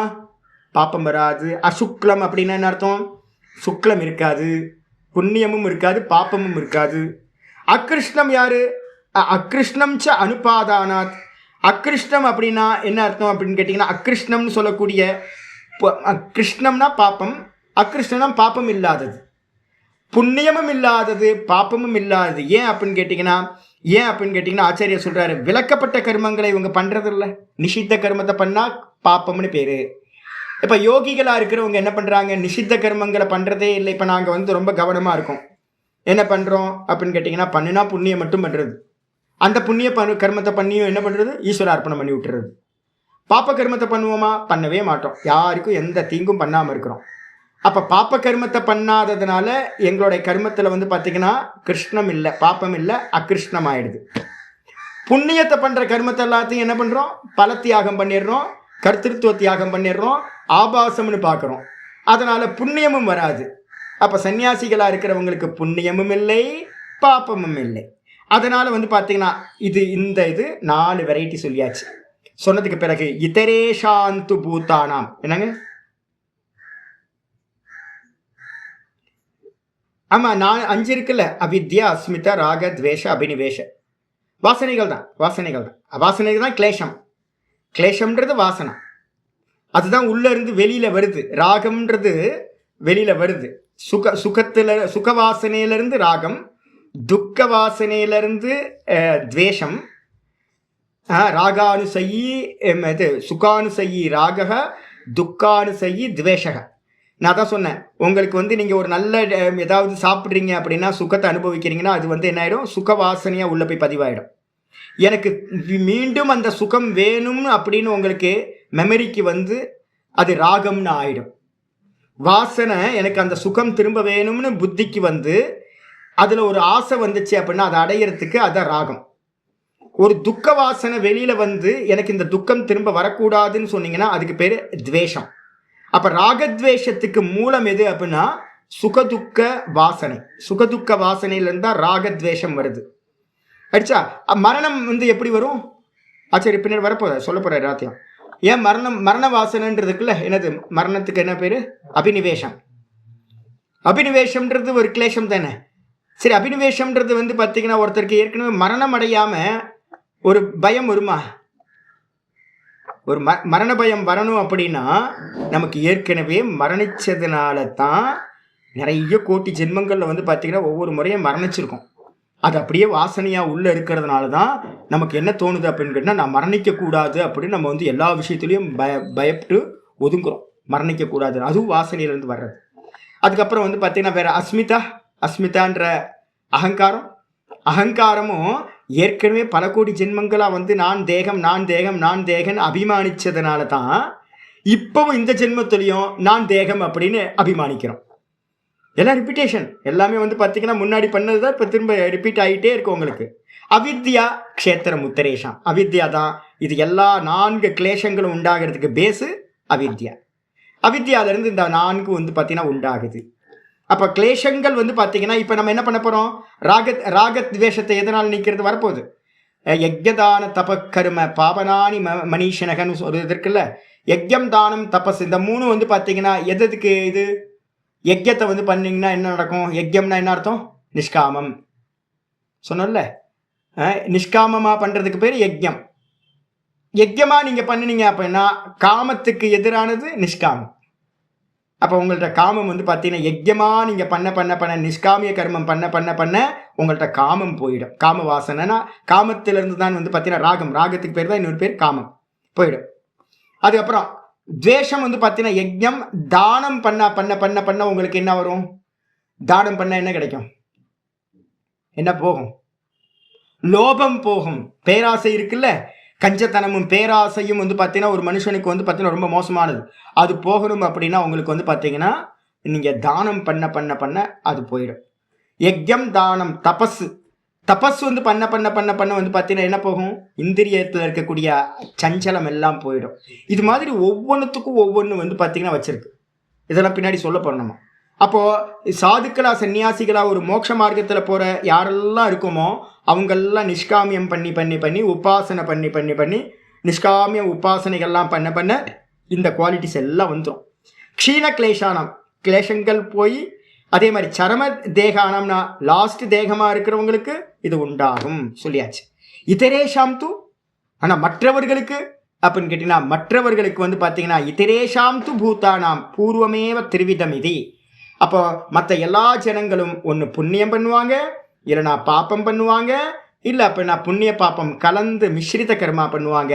இதை தான் பகவத்கீதையில் வந்து பார்த்தீங்கன்னா என்ன பண்ணியிருக்கு, 12வது ஸ்லோகத்தில் 18வது அத்தியாயம் 12வது ஸ்லோகத்தில் வந்து பார்த்தீங்கன்னா ரொம்ப கிளியராக சொல்லுது.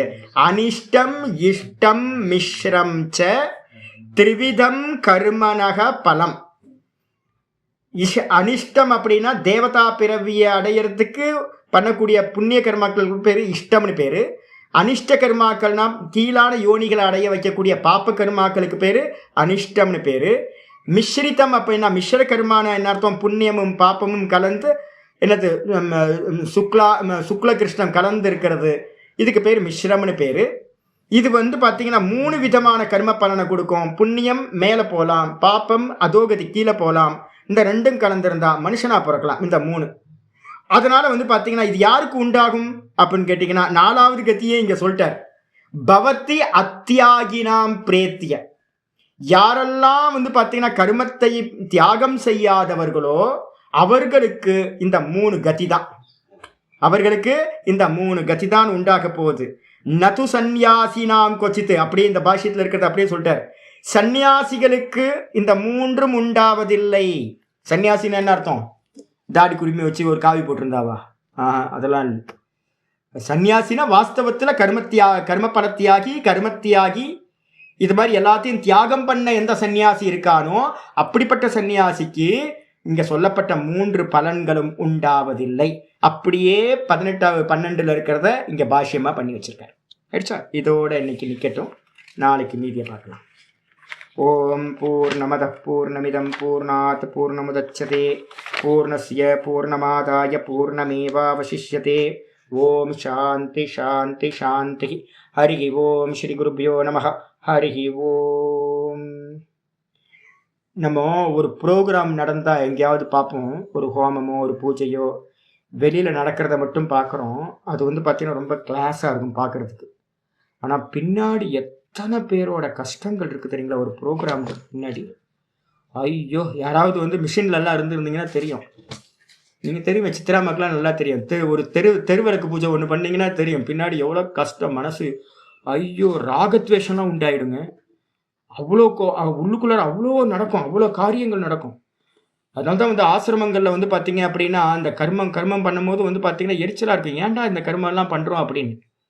சாந்தமாக உட்காந்து சுவாத்தியாயத்தை பண்ணிவிட்டு பேசாமல் தியானத்தையும் ஜபத்தையும் பண்ணிவிட்டு யாரையும் அதிக ஹிம்சை பண்ணாமல் யாரையும் கஷ்டப்படாமல் வந்து பார்த்தீங்கன்னா போகிறது உத்தமம். ஆனால் இப்போ வந்து பார்த்தீங்கன்னா பப்ளிக்கை என்டர்டெயின் பண்ணணும். எல்லாத்துக்கும் ஆசிரமங்களுக்கெல்லாம் இப்போ என்னென்னா பப்ளிக்கை என்டர்டெயின் பண்ணணும். நீங்கள் கண்ணமுடி உட்காந்திங்கன்னா என்டர்டெயின் ஆக மாட்டாங்க. என்ன பண்ணுறது, கண்ணமுடி உட்காந்து ஜபம் பண்ணால் இல்லை நம்மள மாதிரி உட்காந்து பாடம் படிச்சுட்டு இருந்தால் யாருக்காவது என்டர்டெயின் ஆகுமா? ஆகாது. அப்போ வந்து எதையாவது பண்ணும்போது வந்து பார்த்தீங்கன்னா எங்களை மாதிரி சிஷ்யர்களாக உட்கார்ந்தவங்க பின்னாடி வந்து பார்த்தீங்கன்னா துக்கி ஆகி நிற்போம். என்னடா இது அப்படி, எப்படா வெளியில் போவோம், பிச்சுக்கிட்டு வெளியில் போகலாம் அப்படின்ற மாதிரி இருக்கும். அதனால் வந்து பார்த்தீங்க அப்படின்னா கர்மா எப்போவுமே ரொம்ப ஆயாசத்தை கொடுக்கக்கூடியது, ரொம்ப ஆயாசம். பலன் வந்து பார்த்தீங்க அப்படின்னா சம்சாரம். அதனால் வந்து பார்த்தீங்கன்னா ஒரு 50 வயசு வரைக்கும் இந்த ரஜோகுணம் இருக்கும் பாடியில், ரத்தம் சூடாக இருக்கும், அது எல்லாம் பண்ணும். அப்புறம் 50 வயசுக்கு மேலே புத்தி வந்து மெதுவாக என்ன பண்ணோம், கர்மத்தை எல்லாத்தையும் விட்டுட்டு மானசீகத்துக்கு வந்துட்டீங்க அப்படின்னா வெறும் சுக்குலம் ஆகிடும் மானசீகத்துக்கு. அதே வந்து பார்த்தீங்கன்னா நிஷ்காமத்துக்கு பண்ணிட்டீங்க அப்படின்னா புண்ணியம் பாப்பம் ஒன்றும் கிடைக்காது. சூப்பராக வந்து பார்த்தீங்கன்னா மோட்சத்துக்குள்ளார என்டர் ஆயிடலாம். நம்ம இதுதான் பண்ணணும். இந்த சூத்திரம் ரொம்ப ஞாபகம் வச்சுங்க, பாஷ்யம் ரொம்ப ஞாபகம் வச்சுங்க. ஹரி ஓம் ஹரி ஓம் ஹரி ஓம். நாராயண் நாராயண்.